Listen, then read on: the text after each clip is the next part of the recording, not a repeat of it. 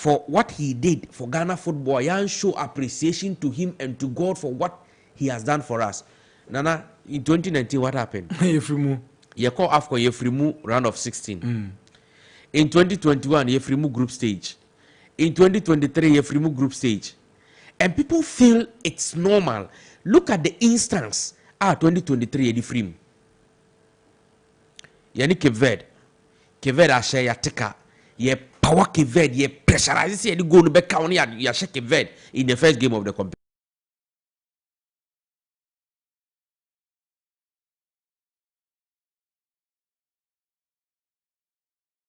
Ghana and Egypt. Yashe Egypt too. We are in a very comfortable lead. What happened? Yeah, players na they born no come Egypt players no 18 no what job ashe. Yene Mozambique. Yashe Mozambique obi anim the game where it's a done deal for Ghana. Nana what happened? Ball ko ni baby, twem ko ni baby o nana ekwa ya po. Uno for ko chere bai. And the bear corner near body yatika. You to be unqualified. People will see say, oh, normal. You understand? Yeah. But if you have a spiritual eye and you understand the game of football and you understand what the relationships do in the game, you will understand why we struggled in those instances. Wow. Yeah, and show appreciation to the Nyame Yamae. And so he brought back those things to us as a punishment from where I sit. And another idea be say round of 16 year frame, group stage year frame, another group stage biome. You the one qualify cry. Say they say the young qualifying pool into your next event. Say you qualify for AFCON now. What will be your expectation? Ghana Beji Cup. Maybe you are coming from zero to the group. And your expectation will be that you to be qualified for group stage. You cry there. You get a picture because from round of 16. But for the ordinary Ghanaian, Ghana qualified the Alcoji Cup about. That is the mindset. We don't look at how we are preparing for the competition. So, mathematics, arithmetic with the situation from round of 16 to group stage to non-qualification. Now, say qualifier, it means one defeat first non-qualification. No? Now, group stage now want to be qualifier, no? Defeat the group stage. It will me qualify from the group stage and it's one defeat. Then it means you are progressing. Nana niyama meka we nyina say do am yenya of the Ghana Football Association Ket Edwin Sieno in 6 years he is the second vice president of the Confederation of African Football. Obey FA president in 6 years. He is the second vice president of the Confederation of African Football. The FIFA rules are by main fan. But what I want all of us to understand and say, where Ket is going is a positive mark for Ghana football. Not for his personal gains. No. Now for Hinakoi. For Ghana. When his name is mentioned, what is attached? Ghana. And Okra alone is enough advertisement and PR for the country. That is number one. Number two, Nana, when key decisions are being taken in football, Ket is there to make the input for Ghana. What do we need that will be able to help us? You understand? Sabi she say ubi bini abwa kontromfia okotokro enkasro. So unyane abwa kontromfia okotokro enkasro. Because a kasro ha obefo yama. And so far as he is there, decisions that will inure to the benefit of Ghana football is what he's going to champion. Wow. And I gave you an example. Kwesi was a FIFA council member. Sure. Kwesi was the first vice president of CAF. Yeah, he was. And before so Obama first vice president of CAF, now we're a CAF executive committee member.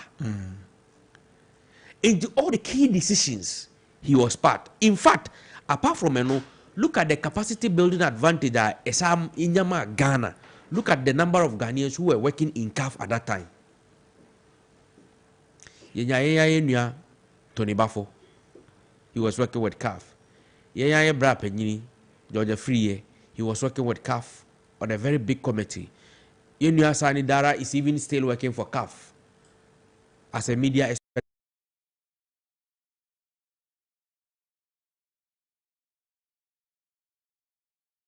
You understand? Yeah. And all these things, say ekobase CAF epe ebia media professional to run as a media officer of CAF. When Kurt is there and he knows the number of media people in Ghana and their influence in Ghana and on the African continent and what he can do, you think that he will be quiet? No, he won't be quiet. In the end, who benefits? Ghana It's Ghana. benefits. Now, you have him as the second vice president of CAF. Say referee ebe do match an international game crana, or you're very careful. Yes. Or you're extremely careful because he's handling the game of the second most influential person on the continent when it comes to football. Right. And so, maybe Okono, let us support him. Let us push him. Right. Let's pray for him. Let's protect him. Let's protect him. Okay. And tomorrow, if he becomes the FIFA president or the CAF president, we can all proudly say that Papaya or FIFA president of Ghana, and that will be historic. The first black president to become the president of FIFA, or the first African to become the president of FIFA. That is what we as Ghanaians should be thinking and should be praying for. Because at the end of the day, UN Secretary General, former Kofi Annan, when he was the UN Secretary General, we all saw the benefits that Ghana got. The recognition alone was enough for Ghana. And that is what we should all pray for. Maybe your president, Obo Bokono, he needs all of us. He needs all of us to come together to push so that he goes up higher. And the more he goes, the better it gets for Ghana football. Let's roll back time to 2025. Let's look at the success chalked by the Federation. And your Mabibri and a course for Ghana football. How would you generally describe 2025 from the Football Association's perspective? It was a year.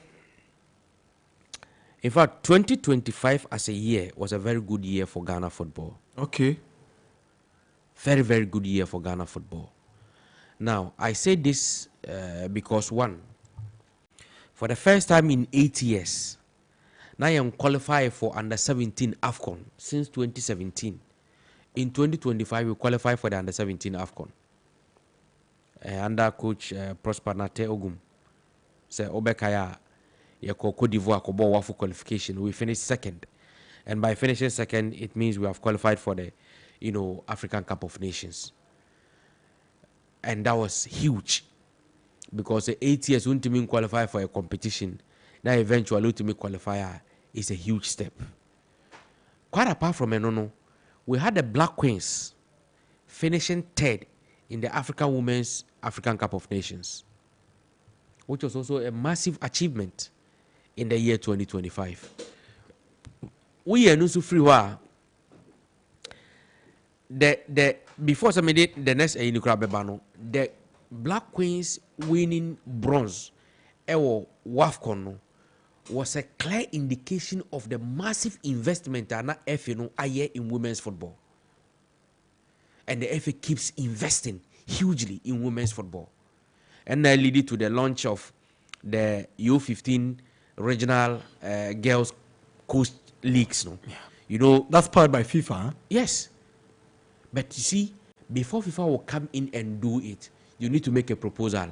You need to be able to convince FIFA, say, look, for Sika Besha, now the Besha about the development of football. You have to be able to make a very strong case. And today, said that only any paba kumienu din command catches so coast football net to say no. And ne a man so coast football ya starting. And send you started cut them young refereeing policy.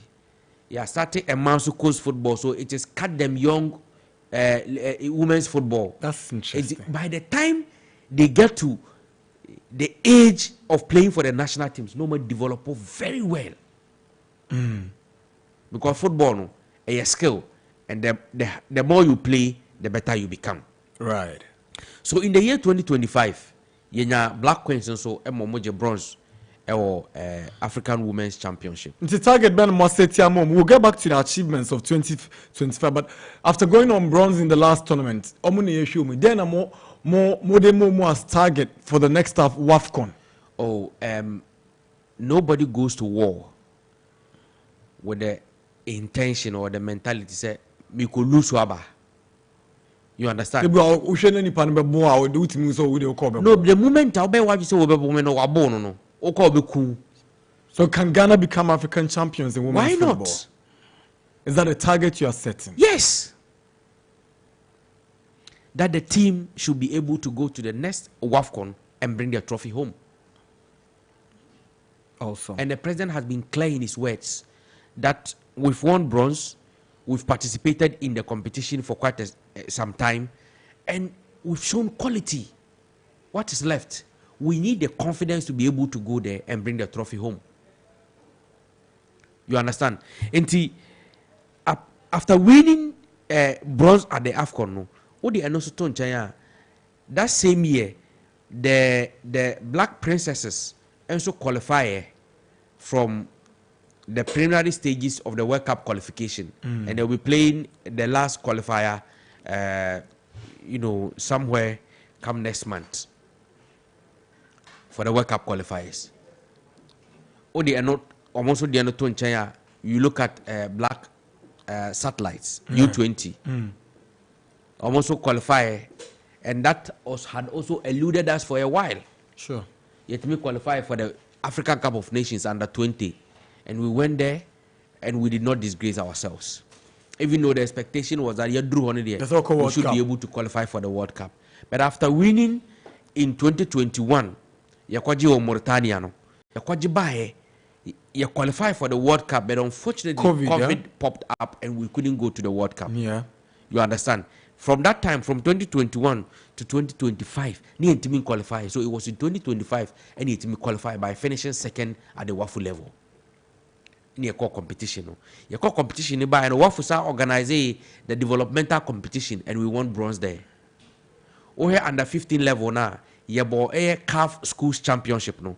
Ghana a man the NG gold, a member the NG bronze.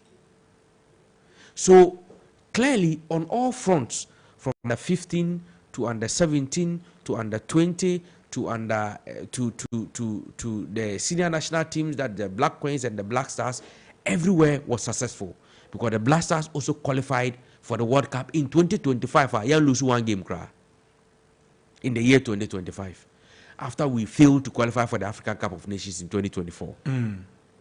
But in the year 2025, you bought the whole year. Black Star match some boy in that year, only a draw, and that was a game against Chad, right? Ewo Morocco. So 2025 was hugely successful. We were able to complete our leagues. Coast football was completed. We elite U15 championship, boys and girls. We played it off-season competition. U17 KGL U17 championship. It was played. After that, we played the MTN U19 championship, a new competition that